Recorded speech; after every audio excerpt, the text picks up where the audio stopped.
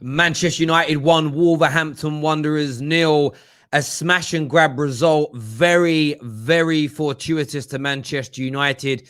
An excellent goal in the end by Mason Greenwood, but shrouded in controversy. Many people claiming this was a foul on Ruben Neves from Paul Pogba in the build-up to the goal. It has got everybody talking. It has got everybody frustrated at Manchester United's 1-0 result.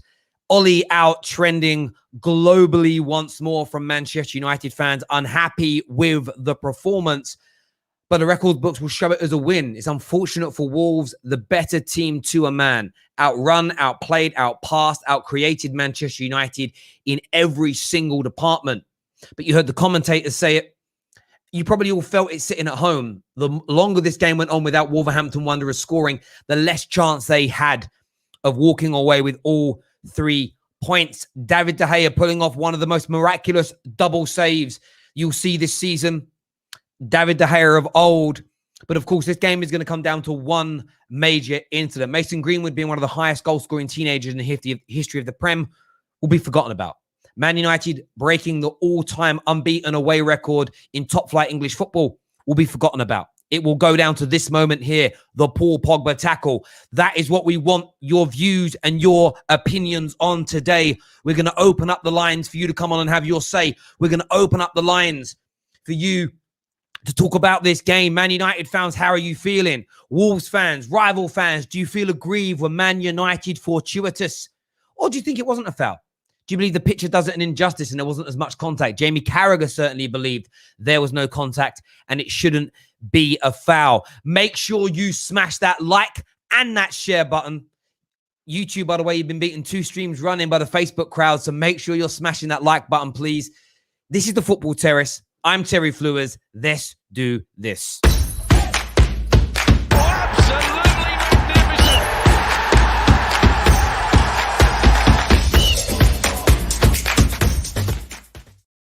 Welcome back to the Terrace. 1-0 to Manchester United Football Club. They find themselves now sitting a little bit higher up in the table than Man United fans probably expected them to be. 3rd in the table, just behind West Ham and Tottenham, as you can see there. But they will feel lucky. Man United fans all around the world will be feeling a sense of luck, will be feeling a sense of relief tonight. And, you know, the performance from Manchester United was not good enough. If Wolverhampton Wanderers could finish their dinner, they walk away with all 3 points.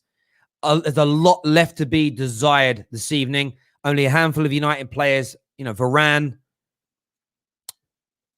Mason for getting the goal. David De Gea, of course, can walk away from this game. AWB as well for that goal line clearance in the opening 2 minutes.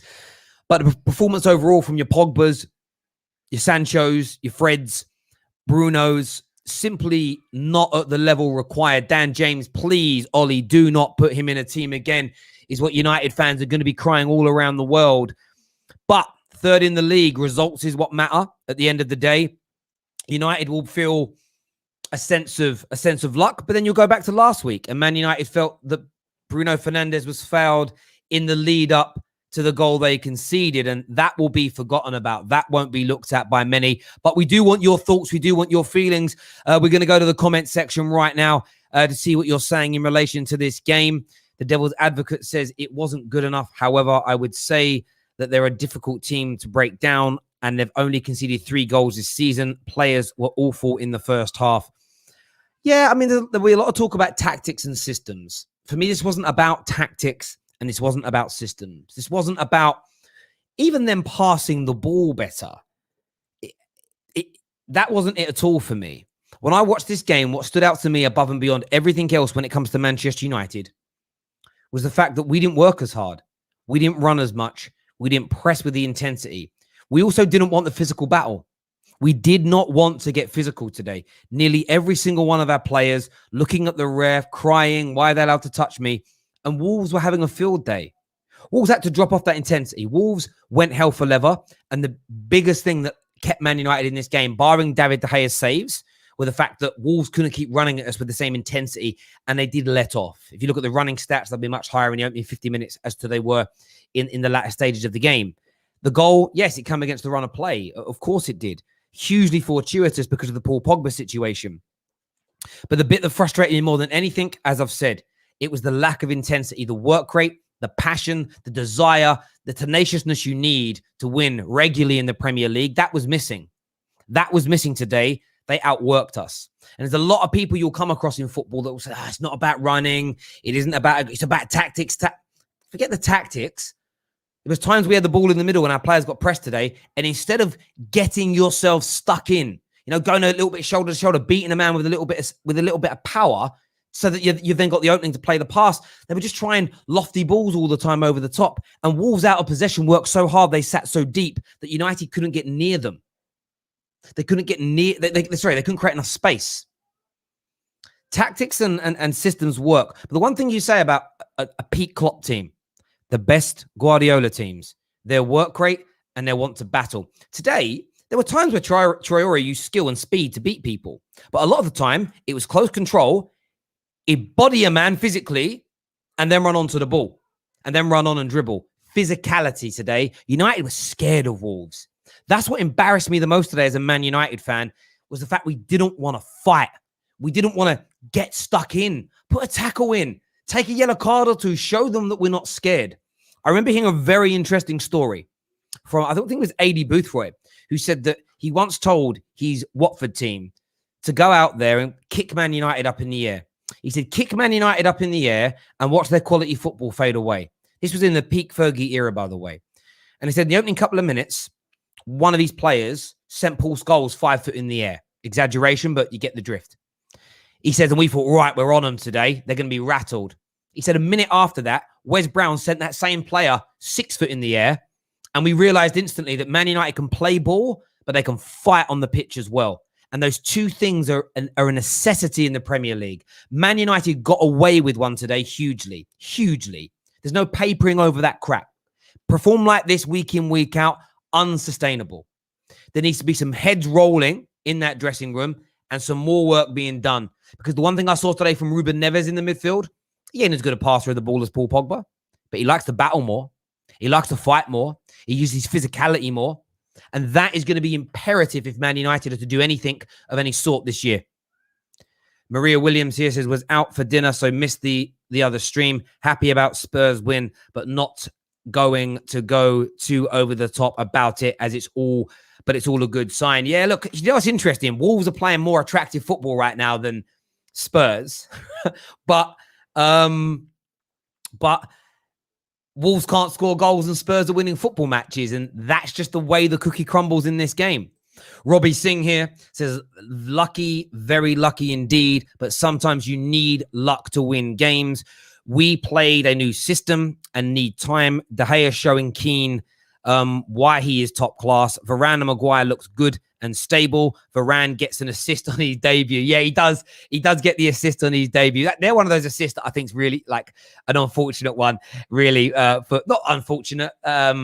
Most of the work was done by young Mason. And by the way, just a shout out to Mason Greenwood, 3 goals in 3 games. Statistically, one of the best teenagers in the history of the Premier League, the 4th highest goal scoring teenager in the history of the Premier League. And if there was no international break and he was going to carry on playing, he could go on to break that. Monsieur Ahmed here says Wolves season is going to be like this until they buy a finisher. Dogged win for Manchester United, and sometimes you need to win like that. Can't believe Spurs are at the top and Arsenal are at the bottom. Wow. And I think that's very true. Listen, I'm disappointed with the performance tonight from Man United. I'm happy with the result. Don't get me wrong. Are we going to perform like that week in, week out? I very, very much hope we do not do it. The contradiction in this, man, is astounding. Tactics and systems are not important when that is the only reason Wolves dominated United. But that's flies in the face. There's not a contradiction there at all, my friend. I think tactically they were very, very good.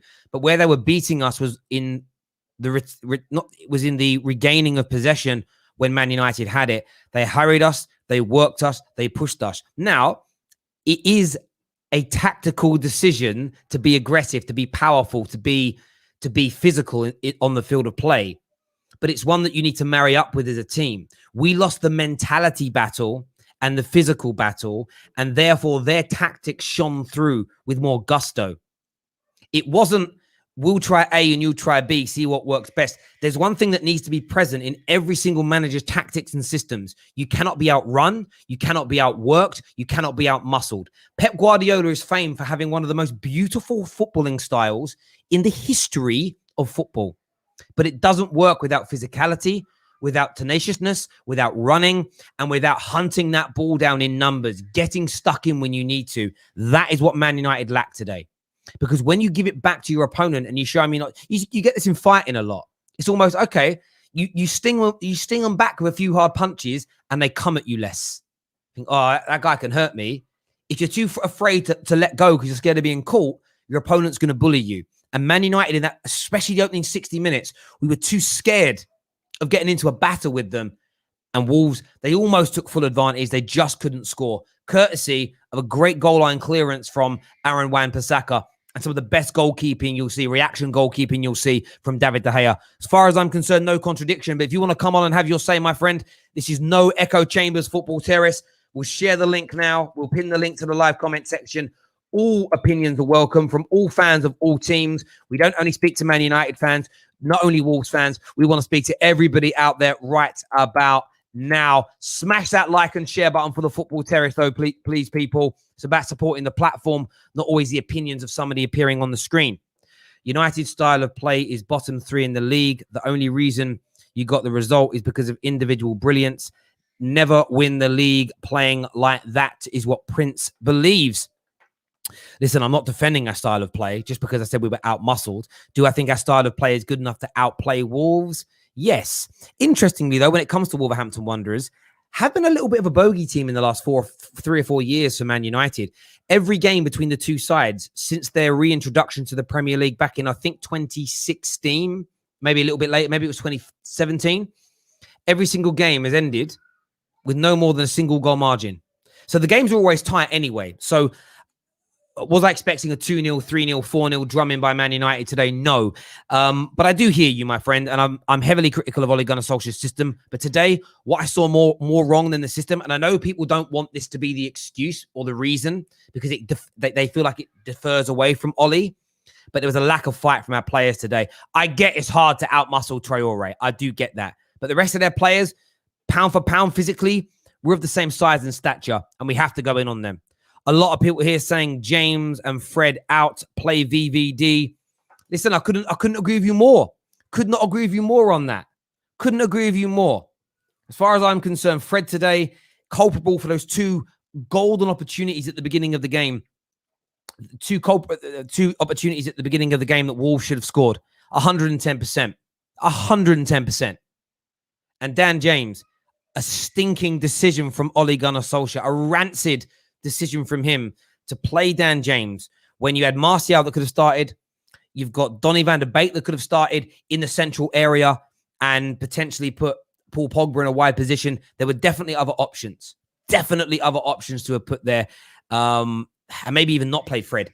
As far as I was concerned, it was poor decision to have those 2 in the team. You had a right-hand side which saw two of the worst players in possession of the ball at Man United in AWB and Dan James together. It lowered the quality. If you're going to start both those players, it should have been Dan James on the left and Sancho on the right to at least circumvent that problem. Tactically wrong there from Ollie, no doubt. We had a super chat I missed. This is from, I can't even read your name. It's so long.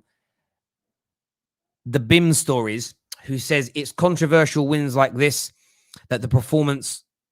it's controversial wins like these that the performance was below par that will take us back to the heights we strive to be back to. Glory, glory, Man United. And I understand that train of thought, but that only happens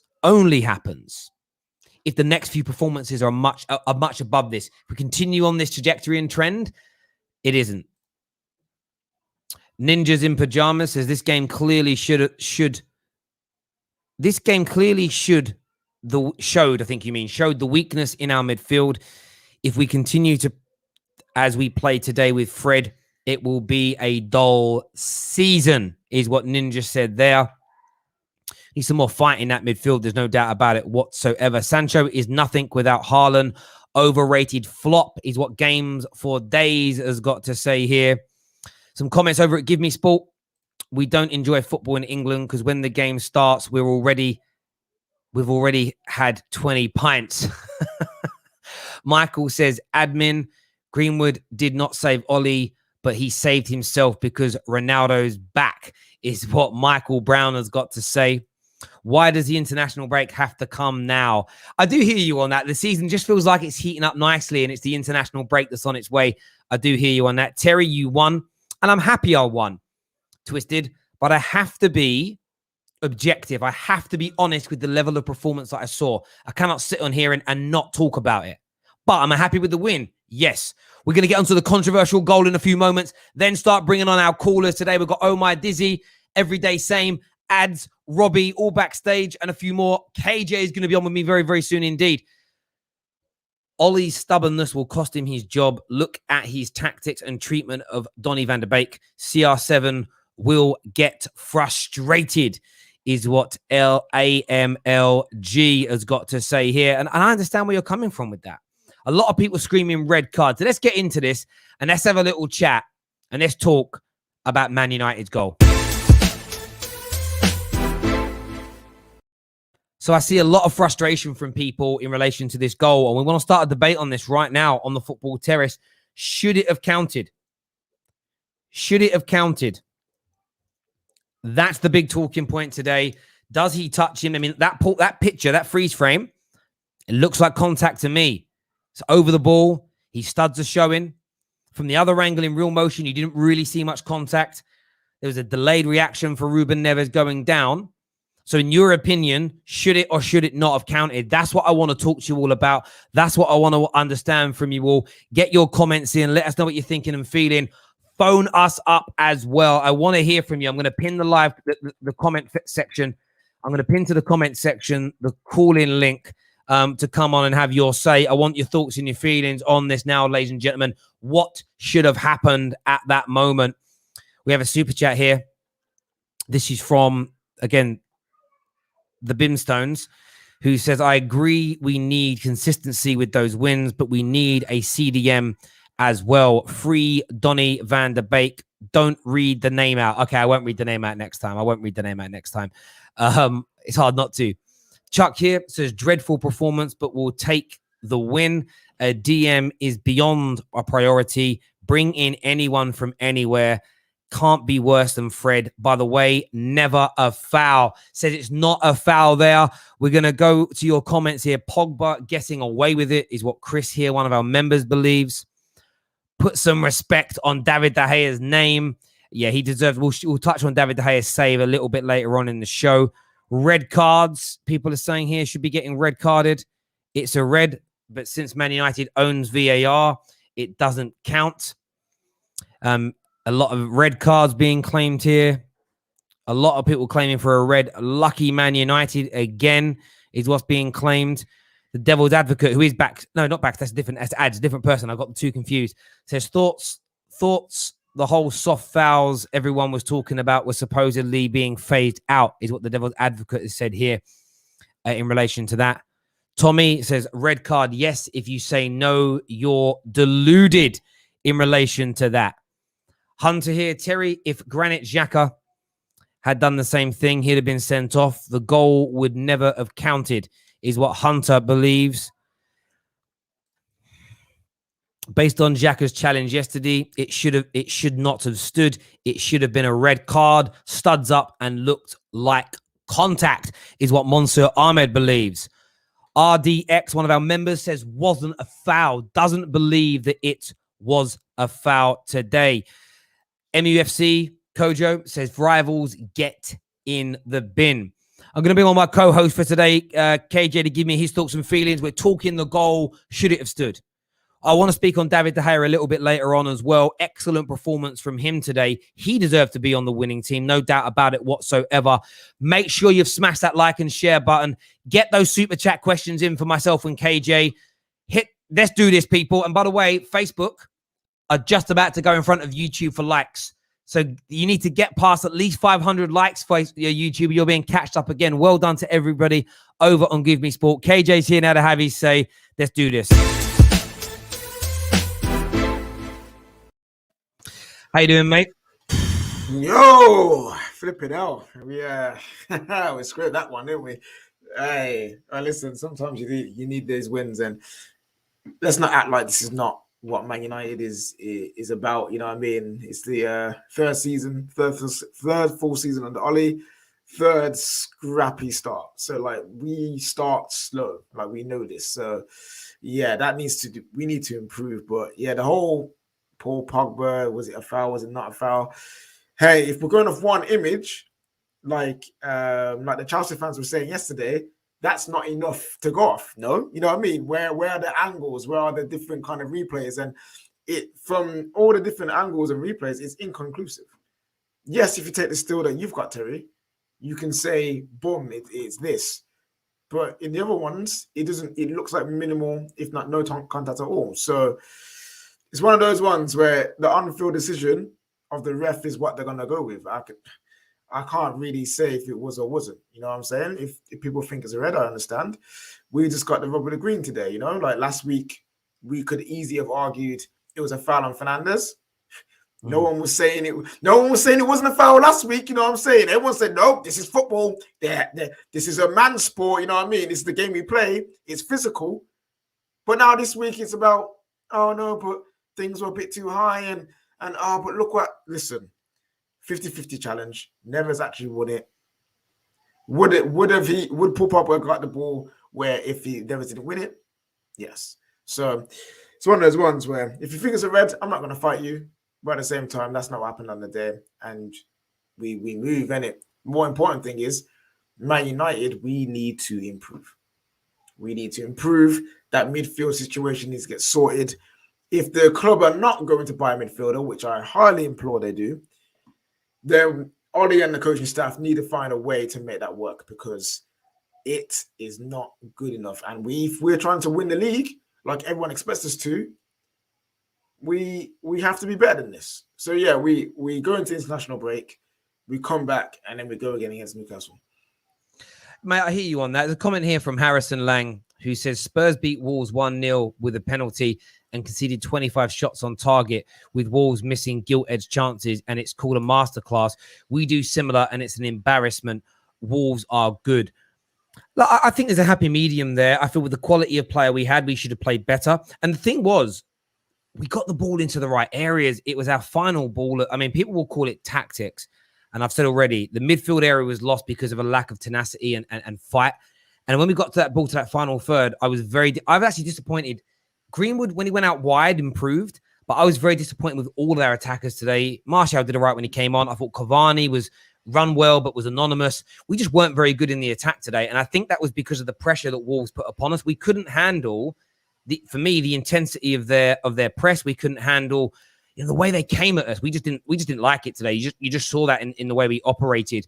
Do you feel like Donny van de Beek was disrespected today? Do you feel like Donny van de Beek should have got an appearance with the way we were performing? Yeah, Fred was so poor today. That midfield of Fred and Pogba only works in certain kind of games when you know that the opposition are going to sit back, allow us to do our thing. That's when you play Fred and Pogba. Today was not the game for that. We always knew that Wolves were going to play Neves and Moutinho because that's their main two pivot, and they fight and they press and they go hard. So Ollie made the team selection from Ollie was very questionable today. I feel like you could have played Donny van de Beek in the midfield. You play Pogba out on the left-hand side and play Jadon Sancho out on the right. And then you pick whoever you want to play next to Donny. And it would have been a better solution. We shouldn't be seeing Dan James anymore, personally. I don't know what it was. Maybe it was Ollie being sentimental, saying, you're Dan James. This is going to be your last game for Man United. Go enjoy, whatever. I don't know. But we need to stop doing this because Dan James is clearly not good enough. And Donny van de Beek, with McTominay out, he's a quality player.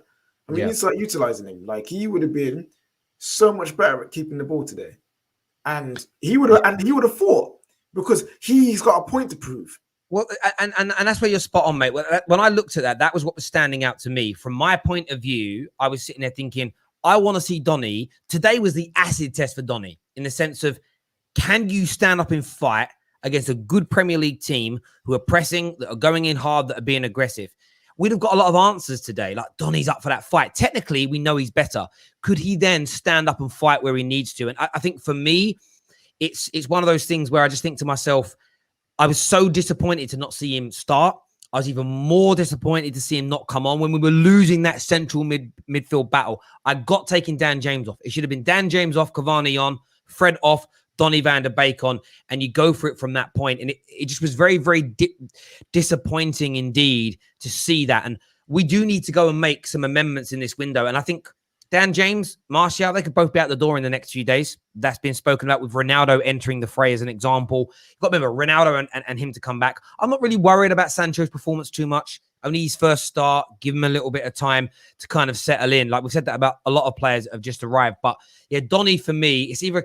I feel like saying to Ollie, today you need to play him. If McTominay was fit and we were dominating the game, then I would have got you not doing it. But in everything that went on in the match, it was disappointing to not see him come on and get an opportunity. Selection here says, what you guys think of the performance? Dreadful, in my opinion. Adama was on toast. Just need me to be better in the final third. Just needs to be better in the final third, I think is what you mean there. Yeah, we spoke about the performance, mate. Yeah, not good enough. And Traore, do you know what? I really felt like he was playing for that Tottenham move, you know? I felt like he was like, please get me to Tottenham. They're top of the league. Get me there. I can do bits. JP says, Wolves, the better team from the start to finish. Goal should have been disallowed and a card for Pogba. Need to start questioning Sancho. 100. Well, he was 73 million pound, bro. He wasn't 100 million pounds. So let's get that bit right. But do you think that Sancho needs to be questioned at this moment in time? Sancho, no. He doesn't need to be questioned because he's going to take time to adapt. You know what I mean? Like, it's not saying adapting to the league. It's more adapting to the way that our team plays and the style of play that he wants to play. You can clearly see that he's trying to do things and our players are not on the same wavelength. So it's going to take a little bit of time for things to gel. And I'm not too worried. You know what I'm saying? Like, I said the same for Havertz. You know what I mean? To give the kid time when he came here. And everyone's like, oh, but he's not doing that to us. He's a good player. They're quality players. So he just needs a bit of time. He's going to get his starts. Going to get more and more used to what we want to do. I'm happy with Sancho. I'm calm. Yeah, I'm relaxed about it. I'm not going to start to assess him too much at this moment in time. KJ, stop. It's not the freeze frame. Stud showing. Goes over the ball. Neves got the ball first. He's shin pad moved. MM to the right. A millimeter to the right, and his leg would have been broken. If that's your opinion, mate, like Prince, you keep super chatting away, fam. But to me, I want to go watch it again and probably look into it, and yeah, then we'll see if it's a red or not. But clearly, Mike Dean, Mr. Red Card himself, who was right next to it, didn't think it was a red. So hold that. Michelle here says, what are you talking about? First half Wolves, second half Man United by far. Do you know what's interesting, Michelle? I'll probably watch the game back and maybe feel like that. I can only how I felt in that game. I was very nervous. I was very stressed. I didn't feel that United were in the game enough. If I'm being perfectly honest about it, I really, really didn't. We are going to your calls very, very soon, so stay patient if you're backstage. We're just reviewing this game with you all now. United are pretenders, not contenders. And listen, that's fair enough. I mean, it's interesting, though. I keep getting told we should say we're favourites for the title. And then we throw in those performances. And I still stand by what a lot of people have said. Ollie could still be the issue here. You know, let's see what happens in the next few games for Manchester United. It wasn't good enough overall. But we did pick up I mean, look, I take playing like that every week if we get the win. I'm not going to lie. Winning's more important than anything else. But next we play Newcastle. I mean, the next 3 games are interesting for Man United. In fact, the next 4 games are interesting for Manchester United. 5 games even. We play Newcastle at home. Should be slapping them. They're terrible. They're terrible. They're terrible. Young boys in the Champions League. Should be beating them. We then play West Ham away. Tough game. And then we play West Ham again straight away in the League Cup. And how many times have I said that on this channel? How many times do you get teams back-to-back in cups, in league games? It's mad. And then we play... And then, yes, West Ham back-to-back, and then it's Aston Villa, then Villarreal, then Everton. We've got a really good run of games where we should be able to start integrating these players and getting them to play right. At the end of the season, no one will remember this. But if we win things, you're absolutely right there. There's no doubt about it whatsoever. Keep those comments coming in, ladies and gentlemen. We had a few more super chats arrive. I don't want to miss them. Twisted says unbeaten in 28 away games. Big up, Ollie. We have to touch on that. We have to touch on the 28 games. I mean, it's a fantastic record, isn't it? Yeah, very, very good. Very, very good. It shows that going away from home, we're not easy to beat. And we've got a formula that works for us to make sure we get something away from home. Now, that needs to translate to trophies. You know what I mean? Like, there's no point in going unbeaten all the way at home for it not to count for much. And two, we need to try and translate that into the home form as well, because last season, all our defeats came from home. If you have the unbeaten home record, as well as our away record, you challenge for the league. Not necessarily win the league, but you challenge for the league. So we need to like take that encouragement, take that formula, whatever it is that works. Even if it is apparently paying the VAR and not paying the refs, take that to home as well. You know what I'm saying? But yeah, good achievement. But we need to build from that and actually, go for it. You know what I mean? Like, and actually bring it home. Yeah, listen, I'm the same. It's a great record, but I only really want those records if we're winning trophies alongside them. It's very good, but you need to then produce something off the back of it. There's no award or certificate we'll go into the record books forever now as the best unbeaten away record in the history of the Prem. But at the end of the season, we finished third and no trophies. I don't care. Do you get where I'm coming from? It's like, if I was a football player and I finished as the highest goal scorer ever in the Premier League, but I don't pick up a Premier League winners medal, it's a pointless stat. For me, it's pointless. You need to win those trophies to go with those statistics. You really do. Wolves combined 47 shots versus Leicester, Spurs, and United, and scored none. Yeah, that lack of clinical edge. And by the way, outputs matter. Outputs matter. Anyone who tells you that statistics don't matter, speak to Wolves. All the play, everything, but no silks. I bet they wish they had a player that was not as technically gifted and looked as good as Trincao, but he could finish. Because today that guy looked brilliant. And then when when he nuts Maguire, oh my days, looked amazing. Went through on goal. Didn't even try to shoot, tried to cut it back. What's going through his head? I know he's young, by the way, but those things need to improve massively. Yeah, there's a lot of things and question marks over Man United, especially over Ollie, and with this now start, so the team, can he actually make it win things? But I'll say one positive, because you know what, everyone loves to make everything a negative about Man United, even though we win. You know what I mean? So I want to say this now with my chest. Man United can miss out on Haaland. Man United can miss out on Haaland, and I will not care. I won't care. Because we have Mason, the star boy Greenwood, and his development and his trajectory is going to take him to a place where he is a generational talent, where he is a guy you look to him and be like, oh, he can bag you 30, 40 goals a season. I believe it. And I'll say that with my chest. With Cavani there, with Ronaldo coming in, teaching them, showing them how it works, showing them how to become the best player in the world, he will get up there. So if Man United don't get Haaland next season and he goes to somewhere else, I do not care. Give me Greenwood. Give me Greenwood, because he can come in from the left, he can come in from the right, he can go down the centre. Once he works on his heading and bulks up a little bit more, he is going to be complete. So anyone come chat to me about Haaland, I'll say I don't care, bro, because Mason Greenwood is it. He's levels, this kid, and there's still rawness in him. There's still areas for him to work on. There's still areas for him to improve. There's no doubt about it. But 3 games into the Premier League, 3 goals from him. He's a teenager still. He's 19 years old, and he's doing this. He's phenomenal. He really is, and he's only going to get better and better. And a lot of people, I still see people criticizing his game, and I'm like, he's 19. Yeah, but listen, he's 19. He hasn't even played the majority of his games as a centre forward, and he's the 4th highest goal scoring teenager in the history of the Premier League. I think now he's so close to becoming Man United's highest ever goal scoring teenager, beating the likes of Best, the likes of Rooney. Like, people got to understand where he is in the echelon of things. He's a phenomenal player. Michelle, we saw your comment earlier. We were better in the second half, but I still think Man United were lucky. And I respect your super chat massively. So thank you very, very much, Michelle. Ninjas in pajamas. Varane was quality. Where's the Ben White comments? Ha ha ha. Do you know what's funny? Varane, baby. Do you know what's funny with Varane? I think it was very good today. The goal that they should have scored, though, the header.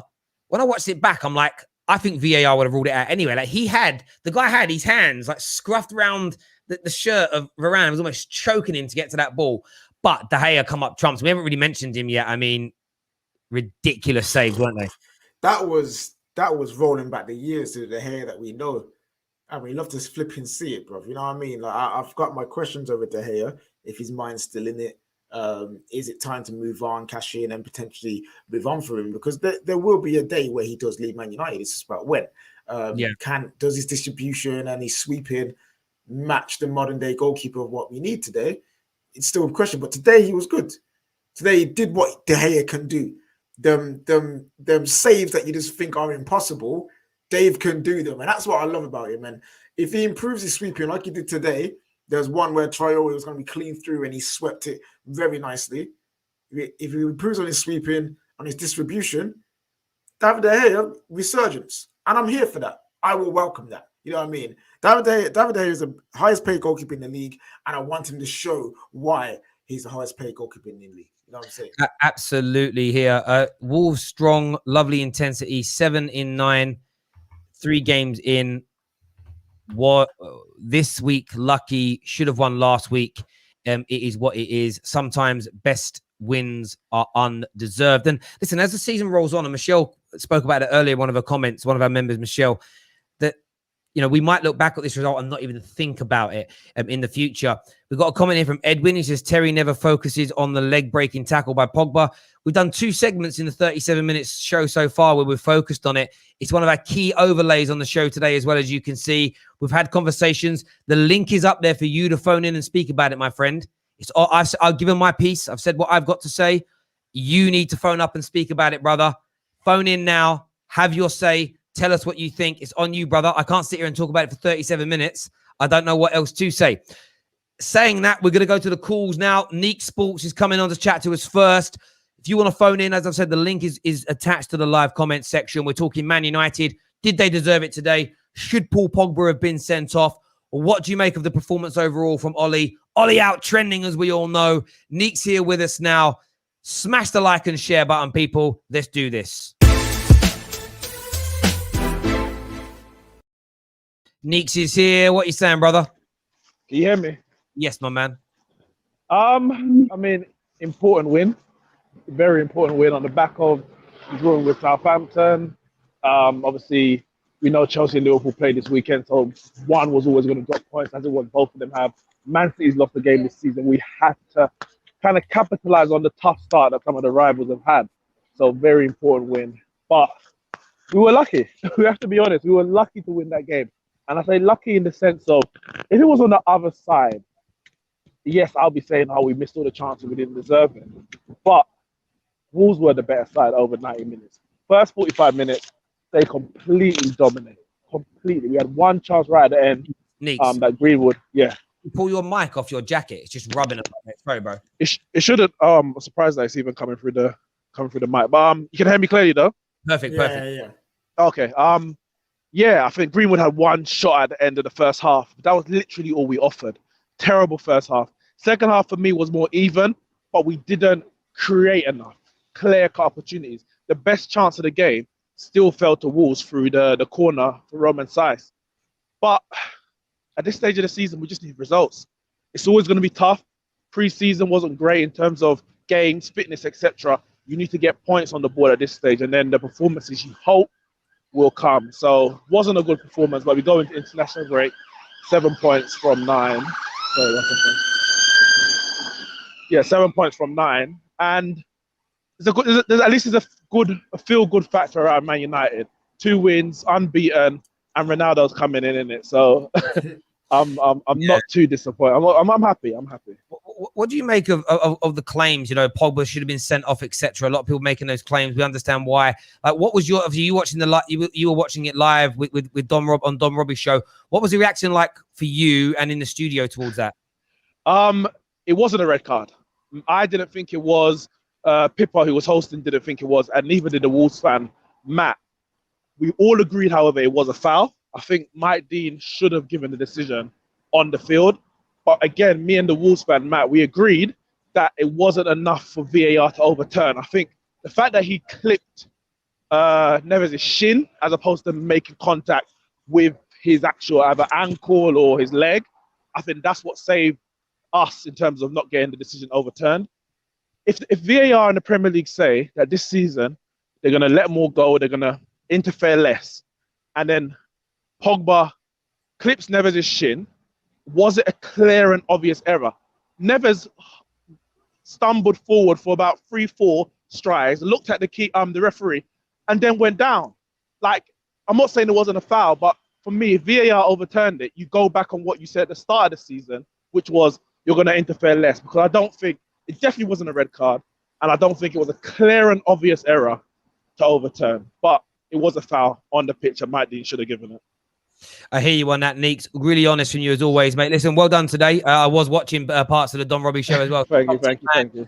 And I'll speak to you soon, brother. All the best, mate. Thank you very much. Cheers, Neeks. Thank you. Do you know what's interesting with that as well? We're going to do some more calls in a second. What I love, you know me, I'm not a fan of all the new changes to VAR. I don't like the new offside change. I loved them going in. I don't care if it delayed the game by 5 minutes. I wanted the most accurate decisions possible. I don't believe in clear. I don't even believe in clear and obvious. I believe in, was the decision wrong by the referee? I don't care in the integrity of the on-field ref. I just want the right decisions at all times, because for me, like, I want that. Everyone screams to have less things overturned, and then we moan when certain decisions don't get overturned. That's what Nietzsche's right about here. So I said this before. It's like I've heard people moaning they don't show us all the lines anymore for offsides, but you moaned last year about the lines. It's either you have it or you don't. So people just want everything to go their way, and that's all it is. Like, you know what I mean? Like I'm pretty sure if that goal was overturned, no one would be complaining about VAR. You know what I mean? All the rival fans wouldn't be complaining about VAR, because it's kind of like, oh yes, we got what we wanted, which is Man United losing. And when VAR goes in their favor, no one complains about VAR and say anyone's got over it. You know what I mean? Hard done by. You know what I mean? Exactly. VAR. Listen, I remember the most famous game probably for VAR was the Champions League game between quarterfinal Spurs and Man City. And Spurs fans for about 6 months after that were singing VAR songs. They were so happy with it, and I actually think it adds more drama to everybody's game. But that's just me. We'll do more calls now. Oh my, Dizzy is on the show now to have you say welcome back to the terrace, mate. What's on your mind? Well, to be honest, I was gassed until you started the show. Only United fans can we find misery in winning a game, bro. I don't understand what's going on. Where's all this talk about? You know, it's not the easy wins. It's the hard fought wins where you don't really deserve it. That's the hallmark of a champion and all that other nonsense. When it's United, nice crap, scrap it, start again. What's happening here?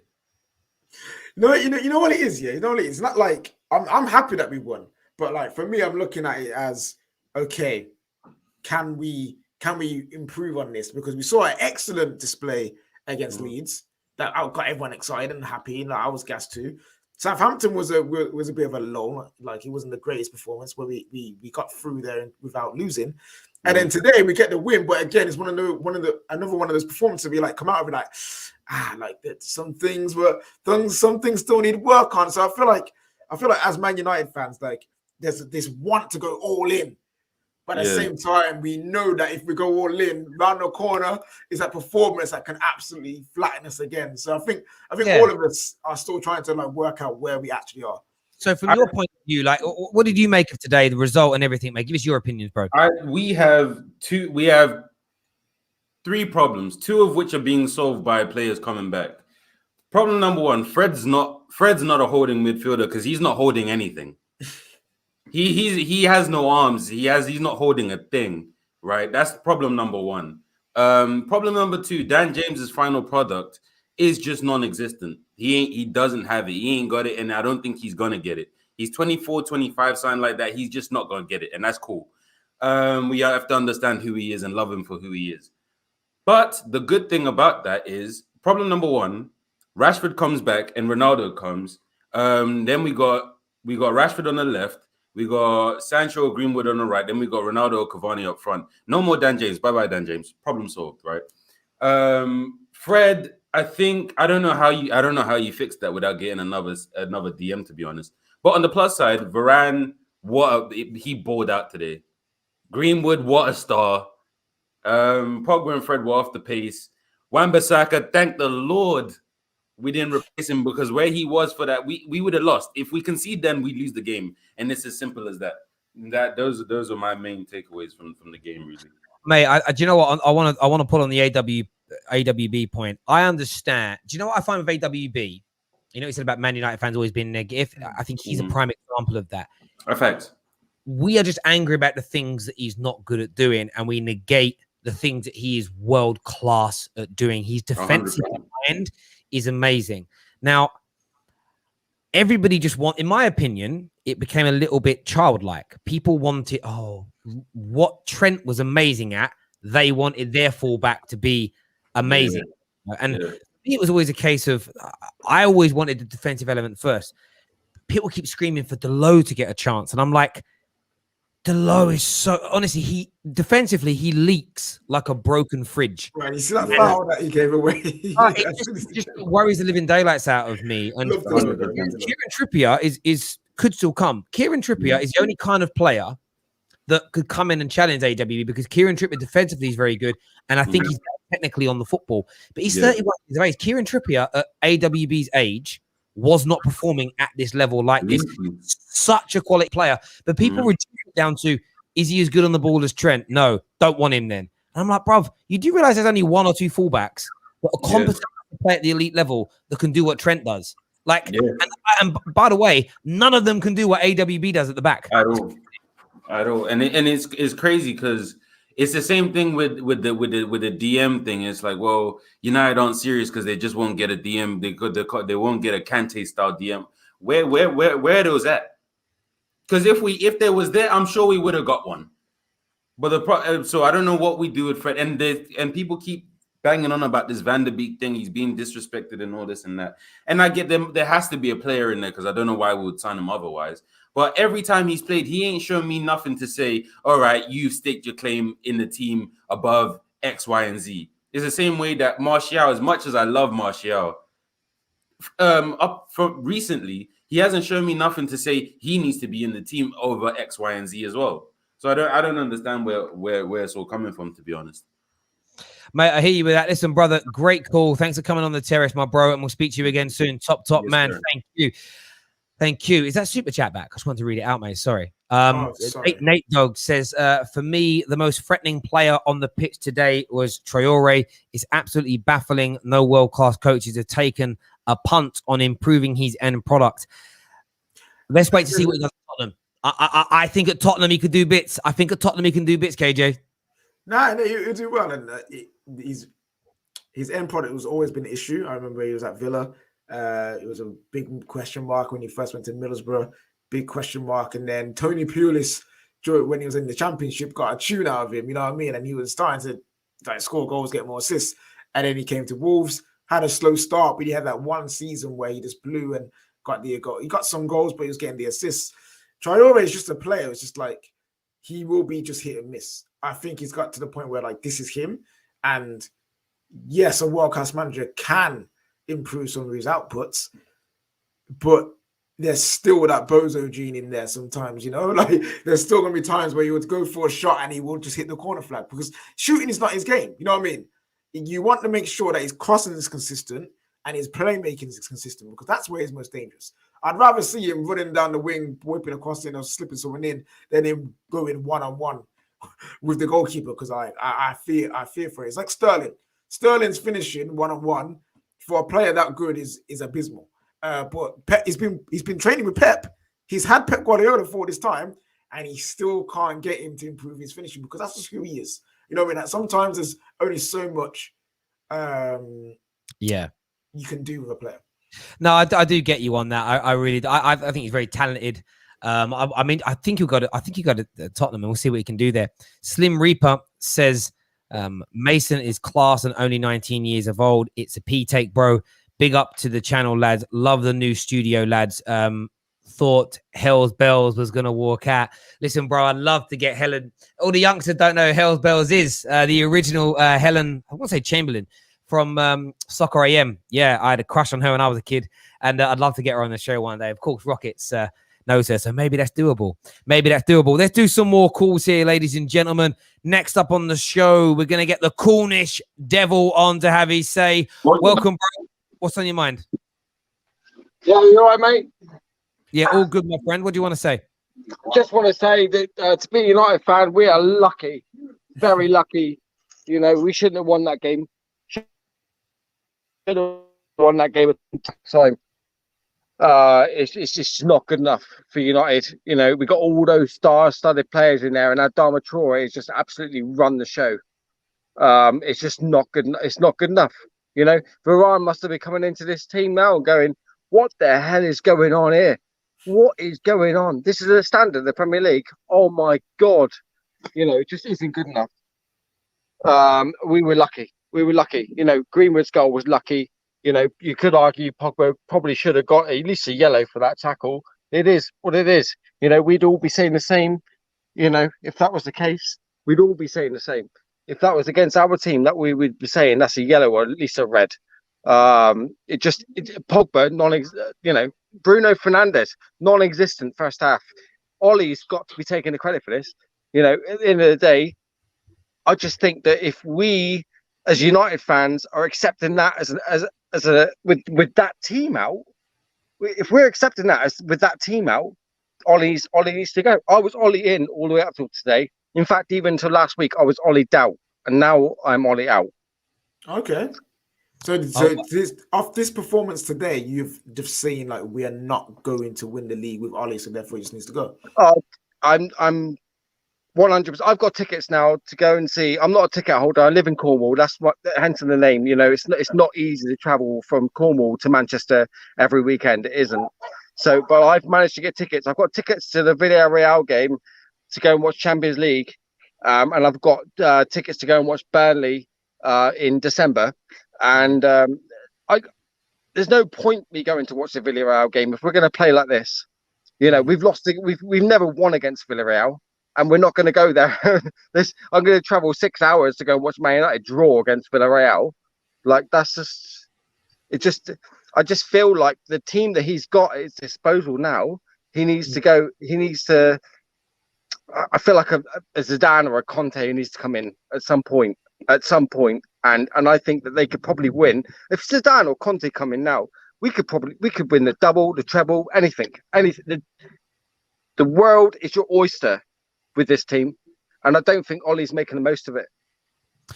Mate, listen, respect the opinion massively. Thanks for calling in and all your support on the channel, mate. Viewers, what do you make of the Cornish Devils resurgence? He was Ollie out. He is now Ollie out. Thank you, mate, for coming on and having your say. Next caller on the show, we're going to go to Everyday Same. Then we're going to go to ads and then to more review. Everyday Same's with us now. What are you saying, mate? Hello. First of all, I'd like to send my condolences to Lindelof's United career, because it's over. Secondly, what I'd like to say about the goal, this is a beautiful example. We live in this partisan, polarized world. Everything's black, everything's white. When you've got a brain, you know that 90% of things are grey. Now, it's not a red card because there's not enough contact. Nobody even thought it was a foul until the guy went down. And he went down kind of late. Now, nobody saw the contact, so the referee can't give it. And the rules of VAR state that it's got to be a clear and obvious kind of error. So the point I'm trying to get to is, should the goal stand? Yes. Is it a foul? Yes. Do you understand? There are instances where the two things can actually exist. How many times has Dan James gone past somebody at 300 miles an hour, got the slightest clip, and it sent him west, and those fouls are never given? I still don't see the contact. I just believe, because of how Neves reacted and his protestations after the match, that there was contact. I still don't see it, and I kind of agree with your opinion, Terry, on VAR, as in, let's just do all the mad angles, and if there's anything, let's get the right decision. But I disagree with what you said about the offside rule, because the updated offside rule is closer to the original offside rule, which was clear, a clear kind of gap. Before, it was just a line. And I thought that was unfair, because if you're a striker and you've played football all your life, making and timing runs, you can sneak that extra 2 centimeters kind of thing just to give it. And the human body conditions itself to that. No, do you know what I would say? Sorry, just in responses. I don't really care what the state of affairs are. I'm just quite an easy person where it's like, okay, is that what the rule is? Cool. I assess the rule and not the implementation of it to a degree. Now, if a rule's there and the rule is, like your point, I think you're bang on. It probably was a foul, but because it wasn't it was a slightest clip and the referee didn't see it, that doesn't make it clear and obvious enough. It wasn't like the shin nearly got broke and the ref missed it. But I think what happened, I listened to a report today about the Chelsea red card. Turns out Anthony Taylor didn't see the ball hit the hand. So it's a clear and obvious mistake, because he goes, I don't know what he said word for word, but I didn't see it hit the hand. He went and checked the freeze frame. I did touch the hand, then it's a red card. So it's a clear and obvious mistake. If it's, did you see contact there? Oh, I don't know if there was. Yeah, he clipped his shin guard. It's not a clear and obvious mistake. So the implementation of the law, the rule of VAR was right, although the referee missed the fail. But everybody asked for that to be the case. They didn't want those namsy-pamsy, small little minuscule things being given. Now, I didn't mind them being given last year. In this instance, we're saying they should be. That's where people are not consistent. But KJ got it bang on. People want the decision to always go their way. Everyone bemoaned VAR last year. Every single time a rival benefited or a team they were playing benefited. When it went in there, no one cared if it was 10-minute delay to get the right decision for your team. Everybody cheers. So it just is what it is for me in relation to that. What's your take on Man United's performance, though? A lot of people are unhappy about it. Are you just, it's early season, will come good, or are you concerned about the lack of quality?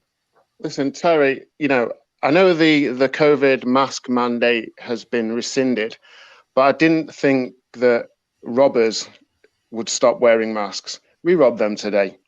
There's no two ways about it. You can say, oh yeah, it's great when you win, when you don't play well. Yeah, that's true. But this was a different level. How we even got out the first half, I don't know. Let's just be honest. We robbed them today, and we've got to go in there, look at it and think, yeah, we've got to do it. And it's worrying that, we didn't have the fight and all the rest of it. But they shouldn't have lost the first 2 games. They had all this pent-up aggression. And they bullied us. We robbed them. We got away with it. We should have been wearing a mask. I hear you on that every day. Same top man. Thank you very much indeed. Thank you. Next on the show, Ads is with us. What you saying, bro? I'm good, bro. How are you? Very, very well, mate. Very, very well. What's your take on today's game and all the incidents? It was a bunch of bullshit. We should have. Listen. I know Wolves are a hard team to beat, yeah, but come on, just a late goal like that, it's just not good enough. I mean, the quality we have, yes, I know they were shutting down Jalen a lot. Big up to Jalen. Don't hate on him too hard. They shut him down, and they did a very good job in that because their defense is solid. But our midfield was shit. Yeah, everyone knows I love Fred and Pogba to bits, but they were awful today. They were abysmal. Wan-Bissaka had a very underrated performance for me. I think he had a very underrated performance. I see people saying that he can only make 1 good tackle a game and we will ignore his bad performance. So it's rubbish. I think today we should have played better. That's not in question, of course, but I feel like, we need to fix up and we have to definitely look at the manager. Yeah, listen, we definitely need to fix up the performance. There's no doubt. I mean, are you not... I kind of feel like I need to, though. And I said this, I've asked Arsenal fans this question, whether they want to do this, and they've said no. But should we not just wait until Rashford, Ronnie are back in the team and Sancho and Varane have settled before we overtly assess? Do you not think like we could just be getting a little bit ahead of ourselves in terms of we've got to sack the manager? Or is it just a case of I didn't trust him before these players came in and I still don't trust him now? I mean, where's your head at with that? No, I think when I say that, I think we need to look at the manager. I don't mean like sack him. I think we need to look at both the managers and the players because there's 4 players in particular in our team that get the most bullshit sent towards them. Wan-Bissaka, Fred, Maguire, and Martial. They are the 4 players that get scapegoated the most. And today, I saw Maguire slander everywhere. Fred deserved it, yes, because he was abysmal. But to say we were losing the game because of him is a joke. Everyone was bad. Everyone's allowed a bad game here and there. Like the Southampton game. that wasn't as bad as a performance today as a whole as it was against Southampton. But, you know, today we still prove that there are so many things that we need to work on, and midfield is definitely one of them. Mate, I hear you on that completely. Ads, thanks for your patience and waiting, mate. Top man for coming on. Really appreciate that. Thank you. There's a comment here from Prince. I want to read this out. It says, Terry, did you not watch Villarreal? Yes, and you watched my streams and you saw my reaction. Don't take my questions as my opinions. My job is to ask questions and to delve deeper into people's opinions so that the context is there. So the 3.7 million people that watch the channel per month across all platforms get to, like, because I'm asking questions that I see other people comment on. I'm asking questions that I think clarity, so everybody watching understands where people are coming from at times. That's why I ask questions. I understood what he meant, but a lot of people saying, why do you want the man? I saw about 10 comments. Why do you want the man to sack so early? So I ask a question representing those questions. That's why I do it, my friend. That's why sometimes in a show, people go, Terry, you go from one opinion to the other. No, I ask questions based on what everybody's asking. So imagine being a host and you're doing your job and people are saying, why are you doing your job? Like, yeah, I often get accused of, like, why are you talking about these? I had one fan base the other day, like, moaning that I did a negative story about their club, but it was a huge story about their club. I'm like, why would I ignore the story just because it hurts your feelings? Was buzzing, then came online, negativity on social. Bro, listen, I've got every negative Man United fan on Twitter muted, not because I dislike them, but because it's every day it's negativity. My view is this. I'll give you my overarching view. Disappointed with the intensity of our performance. Disappointed with the number of players. Disappointed with some of the players that started. Over the moon with Mason Greenwood. Over the moon with the win. David De Gea was on fire. It was so great to see Rafa. And you know, I saw a few times today, even the Trincao move where he knocked the ball past Maguire. Do you know what I loved? Was the speed of recovery from Rafael Varane to cut off the angle. Lindelof ain't there. Lindelof is half a second or second behind that play because of his lack of speed. And Trincao could have the shot or he gets the cross in. There's loads of little nuggets today that I was happy with. And I am happy with the win. We go into the international break. As we said earlier on the show today, when we look at this here, we go into the league third in the table. Happy with that. Not crying about that. Not complaining about that. Very, very happy indeed. But there's definitely areas that we need to improve on. However, I'll stick to my guns. I'm not going to throw baby out with the bathwater and just without seeing Ollie. I want answers this season. Sack Ollie now, and we never get the answers as to whether or not he is good enough with a quality squad. Do you think this is make or break year for Ollie? Yes. Yes, it has to be. It has to. Honestly, if we didn't win today, my reaction would be different because we did win. I'm at a point with this squad now where, barring when we play other big six teams, maybe not Arsenal, we should be winning every game. We won't win every game, but we should be. When we play Wolves home and away, we must win. When we play, I'm just going to put the league table back up again here a second, right? When we play, and I'm going to look at here. When we play West Ham, we should be winning. Everton, we should be winning. Brighton, we should be winning. Leicester, a little bit more tough. Brentford beating, Villa beating, Watford beating, Southampton, Palace, Leeds, Burnley, Newcastle, Wolves, Norwich, and Arsenal. All of those teams, when we play them, it shouldn't be, I think we can win. It should be this Man United team should be winning. That isn't an arrogance. That is pound for pound, we are better. I always take winning over a good performance. Imagine, look, would you swap places with Wolves today to look that good and not win? No. But sustainability is important, and us improving is going to be key. I think we will, though, and I just want to see what Ollie can do with the quality of team. It's as simple as that for me. We've got to remember as well, we start slow on the Ollie every year. Like it just is what it is. It's very frustrating, but you look at all of our starts. We Man United don't get better until October, November, and in December. Like that's when our form picks up. Then we go through a little bit of trouble in January. And then February comes, and then we pick up again. That's just the cycle of Manchester United and the Ole Gunnar Solskjaer. Yeah. But it is what it is. Yeah, you're right. And the differences between this year is we've actually won 2 of our opening games and drew the other. So it's been poor performances in 2 of the games by the standards we want to be at, but the results have been there. And it's that foundation. You know, I saw Spurs fans tweeting today saying, I know we're 3-3, but I'm still not happy with the level of performance. And I'm thinking, that's a Spurs fan. Like, where I know I'm going to sound horrible, But where does that come from?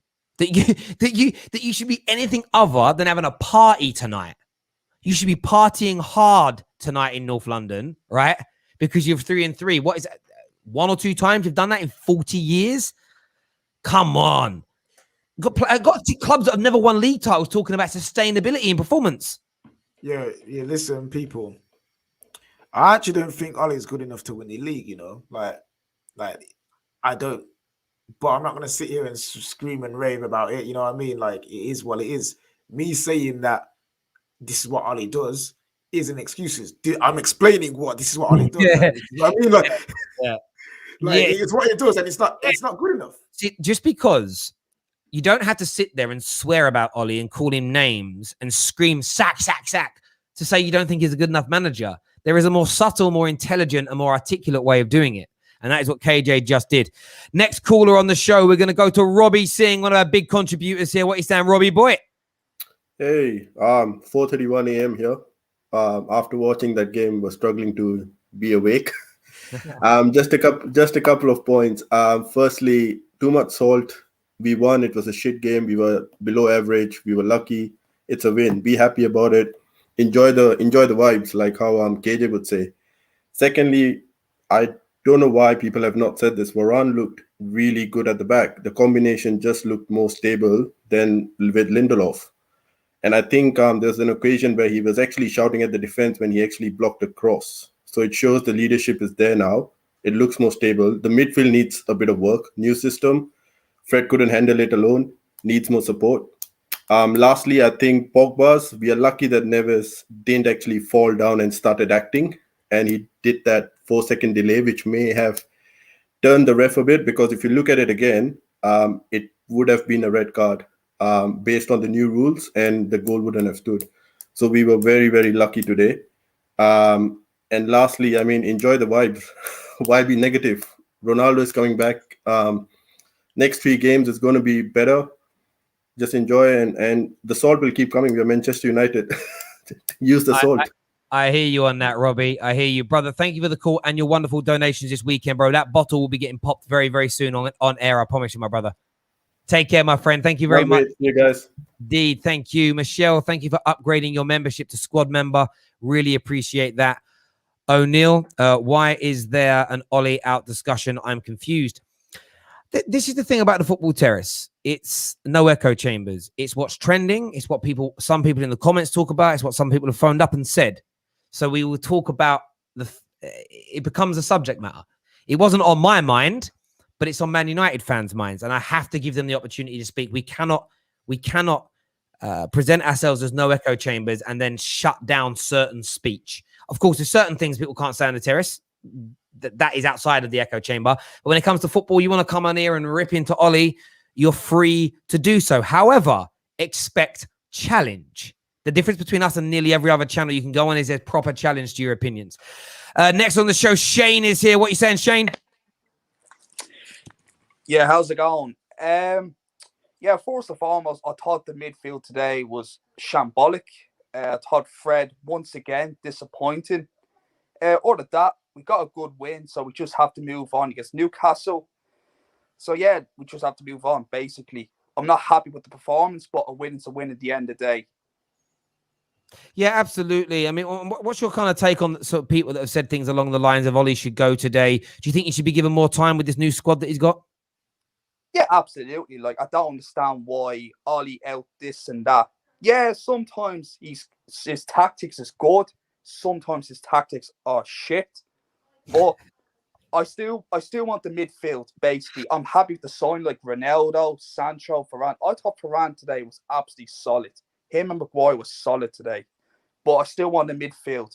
You know, get a CDM, protect the back four like Ndidi or Rice. So I just need a midfielder, and I'd be happy with the win that we got. I hear you on that, Shane. Great call, mate. Great passion. What's the team behind you? Is that the Dubs? Yeah, it's Dublin. I'm Irish. Yeah, I can tell you're Irish, my friend. That's the Dubs. I've seen them play, actually. I've been to Croke Park and watched them, actually, a couple of times. I got out to the Dublin matches. Unfortunately, they lost last week. But listen, at the end of the day, Mayo with a better team, like.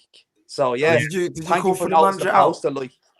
No, no. Did you call for the manager out when you double and lost? Yeah. No.